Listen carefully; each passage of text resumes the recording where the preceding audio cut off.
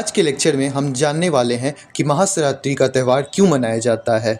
कहा जाता है कि इस दिन शिव और शक्ति का मिलन हुआ था और साथ ही ऐसी कई कथाएं हैं जो महाशिवरात्रि का वर्णन करती हैं। आइए जानते हैं। कुछ लोग कहते हैं इस दिन भगवान शिव ने पार्वती माँ से विवाह किया था और महाशिवरात्रि इस पवित्र मिलन का उत्सव है और इसी कारणवश माना जाता है कि जब देव और दानों ने मिलकर समुद्र का मंथन करके अमृत प्राप्त करना चाहा, तब समुद्र में से विष का घड़ा बाहर निकला था जो भगवान शिव ने मानव जाति और देवताओं को बचाने के लिए उसका सेवन करा था और इसी कारणवश उनका शरीर नीला पड़ गया था।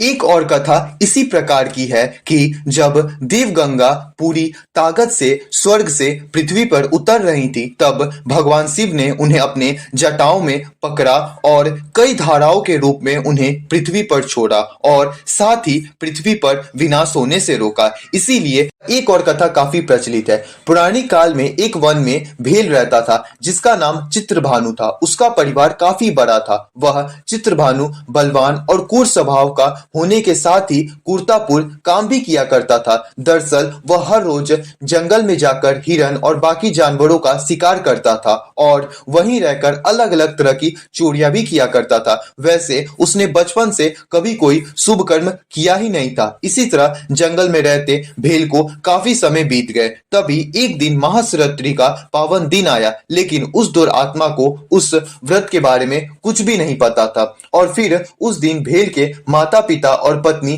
भूख से परेशान होकर उससे खाने की मांग करने लगे। उनके बार बार याचना करने पर वह भेल तुरंत धनुष को लेकर वन की ओर चल पड़ा। वन की ओर चल दिए और हिरन के शिकार के लिए सारे वन में घूमने लगे, लेकिन पूरा दिन निकल गया पर उसे एक भी शिकार नहीं मिल पाया और सूर्यास्त हो गया। शिकार ना मिलने की वजह से उसका मन दुख हुआ और वह सोचने लगा कि अब मैं क्या करूं, कहां जाऊं। आज तो कुछ नहीं मिला, मेरे बच्चे और माता पिता को क्या होगा और मुझे कुछ ना कुछ तो लेकर घर जाना ही चाहिए। इतना सोचकर वह शिकारी एक जलसे के पास पहुंचा और वहां जाकर मन ही मन यह विचार करने लगा कि यहाँ कोई ना कोई जीव पानी पीने के लिए अवश्य आएगा, फिर उसी को मार के घर ले जाऊंगा। जिसके बाद वह एक बेलपत्र के पेड़ पर चढ़ गया। उसका मन में केवल यही चिंता थी कि कब कोई जीव आएगा। इसी प्रतीक्षा में भूख प्यास से पीड़ित वह वहां पर बैठा रहा और इसी तरह काफी रात हो गई और जब रात का पहला प्रहर आरंभ हुआ तो एक प्यासा हिरन वहां पर आया, जिसे देखकर उसको बड़ा हर्ष हुआ और उसने तुरंत अपने धनुष को उठा लिया और ऐसा करते हुए उसके हाथ के धक्के से थोड़ा सा जल और बेलपत्र नीचे गिर पड़ा। वहां उसी पेड़ के नीचे शिवलिंग था जिसके बारे में उसे पता नहीं था, वह नहीं जानता था और वह इसी तरह जल और बेलपत्र से शिव का प्रथम प्रहर की पूजा संपन्न हो गई। उस पूजा से उसे शिकारी को बहुत से पाप नष्ट हो गए।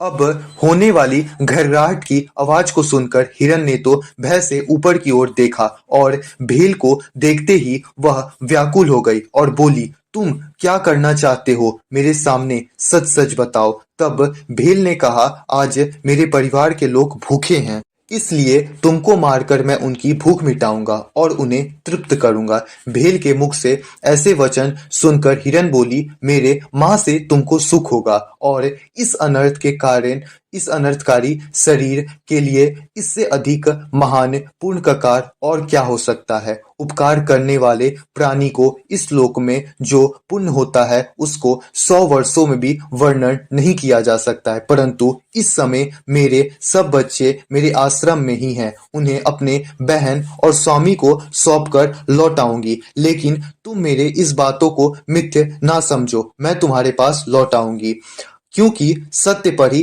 धरती टिका हुआ है।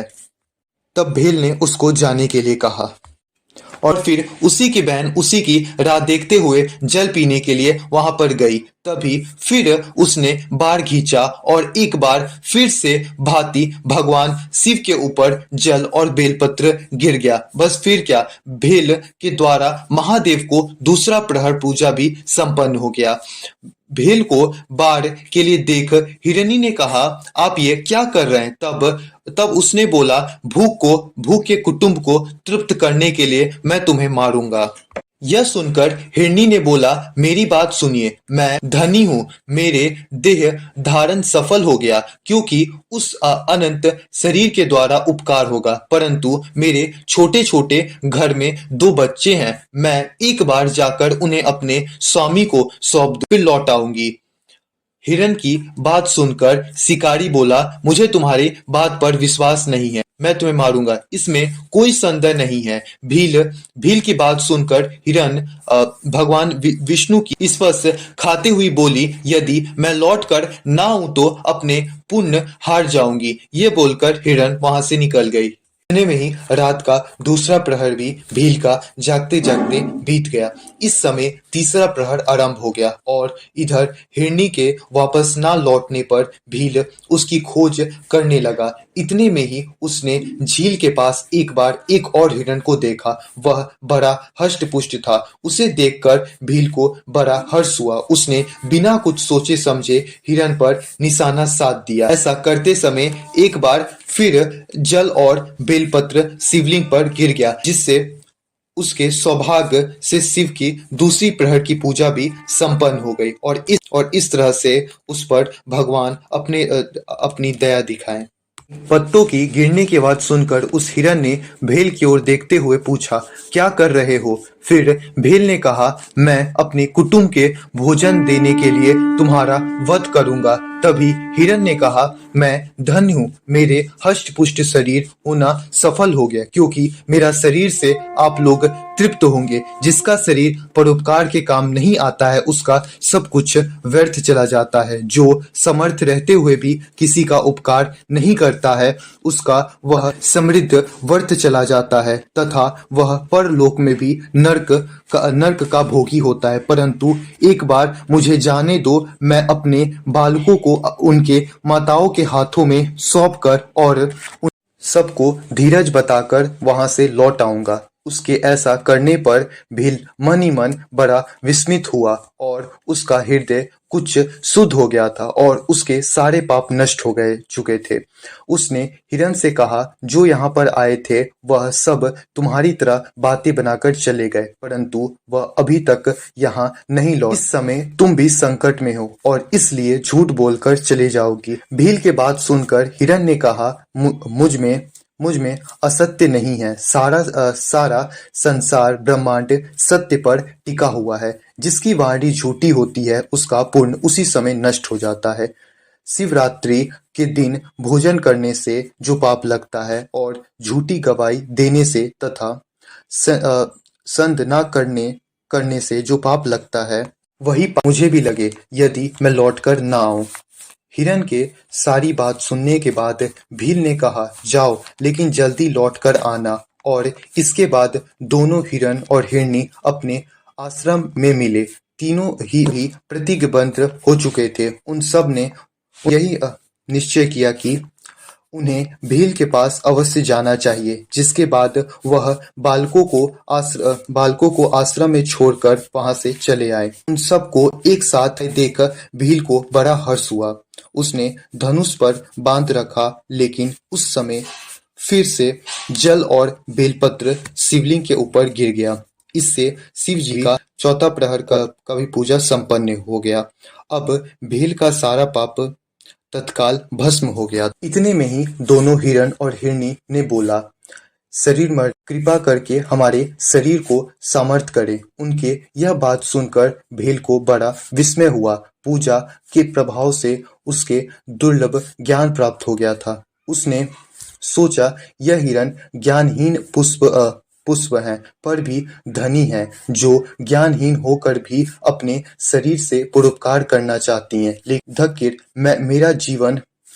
मैं उनके परिवार को कृत से अपने परिवार का पालन कर अब उसने अपने बाण रोक लिए और हिरण से कहा कि वह धन्य है और उन्हें वापस जाने को कहा। उसके ऐसे करने पर भगवान शिव प्रसन्न होकर उसे अपनी दिव्य स्वरूप से दर्शन करवाए और सुख समृद्धि का वरदान देकर गृह नाम प्रदान किया। इसीलिए महाशिवरात्रि का त्यौहार मनाया जाता है। इसी के साथ हमारा आज का लेक्चर यहीं पे एंड होता है। आपको लेक्चर कैसा लगा आप कमेंट में जरूर बताइएगा। Thank you for watching this video.